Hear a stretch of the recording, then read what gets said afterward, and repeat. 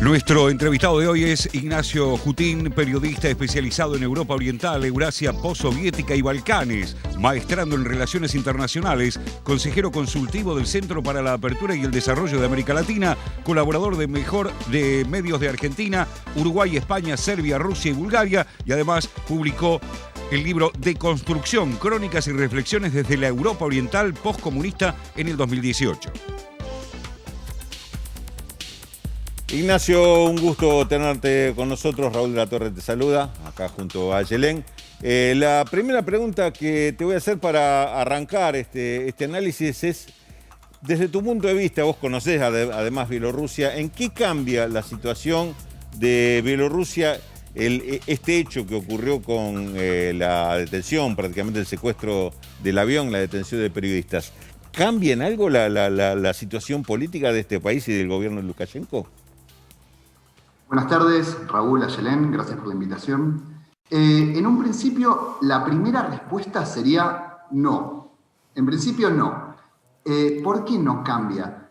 Bueno, porque desde el 9 de agosto, cuando fueron las elecciones presidenciales, hubo manifestaciones masivas, como bien decía el informe, de cientos de miles de personas. De hecho, fueron las movilizaciones sociales más importantes de la historia de Bielorrusia. Bielorrusia está por cumplir 30 años apenas como Estado independiente y nunca había tenido movilizaciones de ese tipo. Si bien con el invierno toda esa gran movilización se detuvo un poco, lo cierto es que es un tema que sigue en agenda internacional. Svetlana Tikhanovskaya, que fue la principal candidata opositora, hoy exiliada en Lituania, viaja alrededor del continente y da distintos tipos de exposiciones, participa en conferencias, se moviliza junto con otros representantes de la oposición, se moviliza para crear algún tipo de solidaridad internacional, para intentar imponer cierta presión sobre Bielorrusia, sobre el gobierno de Lukashenko, pero en la práctica no cambia demasiado. Tanto la Unión Europea como Estados Unidos anunciaron sanciones comerciales, restricciones a viajes, a vuelos y demás, pero yo creo que la estrategia de las sanciones ya la Unión Europea la aplicó contra Rusia luego de la anexión de Crimea en el año 2014, y sin embargo no cambió nada. Quiero decir, si no cambió nada con las manifestaciones del año pasado, tenemos los antecedentes de Rusia, de las sanciones a Rusia, que tampoco modificaron las acciones de Rusia, me parece que tampoco va a cambiar demasiado lo que pasa al interior de Bielorrusia, en este caso, con sanciones, con restricciones y demás.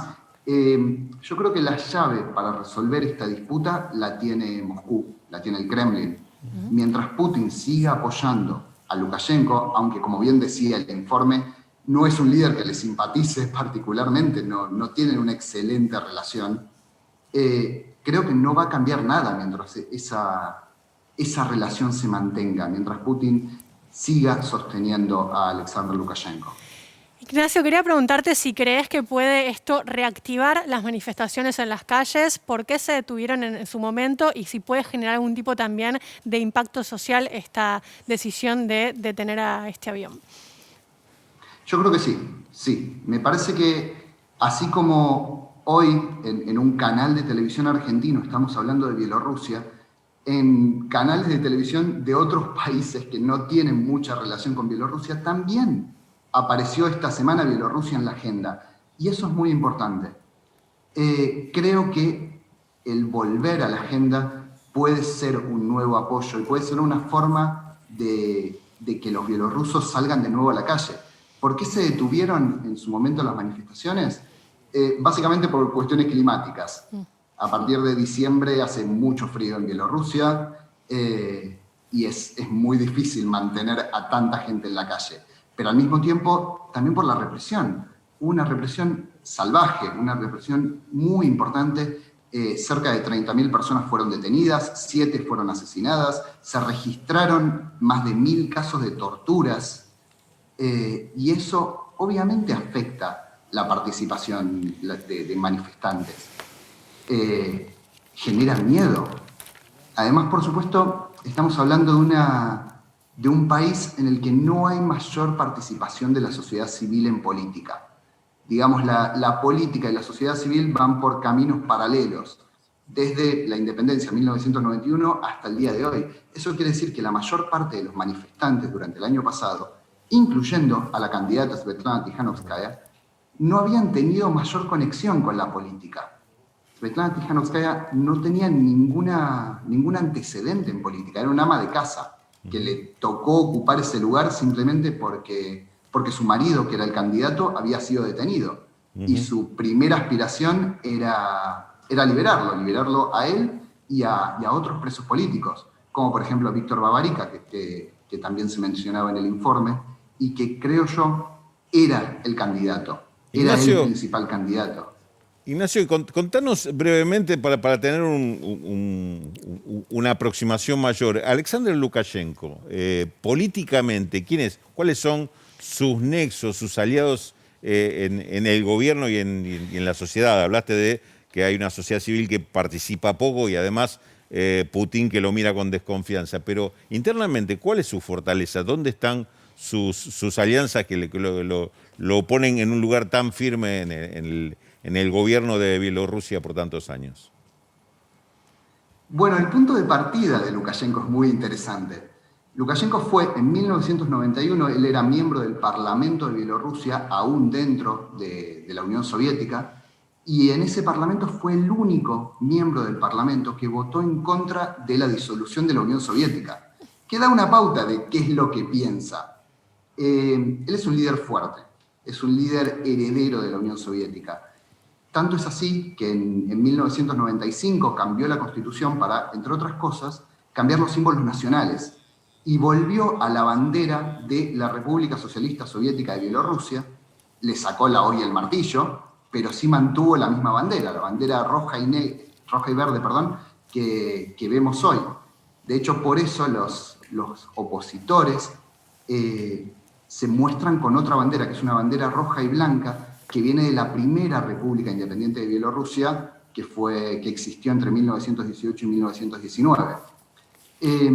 La idea de un líder fuerte, de un poder completamente centralizado, de volver a los símbolos soviéticos, de celebrar el Día de la Victoria, como se celebraba en la Unión Soviética el 9 de mayo, eso da una pauta de qué clase de líder es Lukashenko. La mayor parte de las tierras cultivables de Bielorrusia es un país con una enorme extensión de tierras cultivables, la mayor parte pertenecen al Estado. Las empresas más importantes pertenecen al Estado. No quiero decir de ninguna forma que Lukashenko sea un líder comunista ni nada parecido. Sí digo que es un líder fuerte en un país donde el Estado tiene una preponderancia absoluta, donde hay muy poca actividad privada, no solo en empresas, sino también en el ámbito educativo, también en medios de comunicación. La presencia del Estado es realmente muy importante. Y Lukashenko se ha ocupado lentamente, en estos últimos 27 años, desde que es presidente, de mantener un férreo control de toda esta gran estructura estatal. Ha modificado la Constitución en distintas oportunidades para que el poder esté cada vez más centralizado en su figura, ha cambiado los símbolos, ha mantenido y ha creado nuevos monumentos ligados a la Unión Soviética, no en términos, digamos, de estructura política, no para crear una pequeña Unión Soviética en Bielorrusia, sino para, de alguna forma, heredar el poder centralizado que en su momento tenían los líderes soviéticos, esta vez sobre su propia figura. Ignacio. Ahora, toda esta lógica choca, hoy por hoy, con la enorme dependencia que tiene de Putin. ¿Cómo puede mostrarse como el líder fuerte y al mismo tiempo depender tanto de un líder extranjero? Ignacio, bueno, muchas gracias. Te tenemos que despedir. Quería agradecerte por tu tiempo y por este contacto con la televisión pública. Muchas gracias. Por favor, un placer.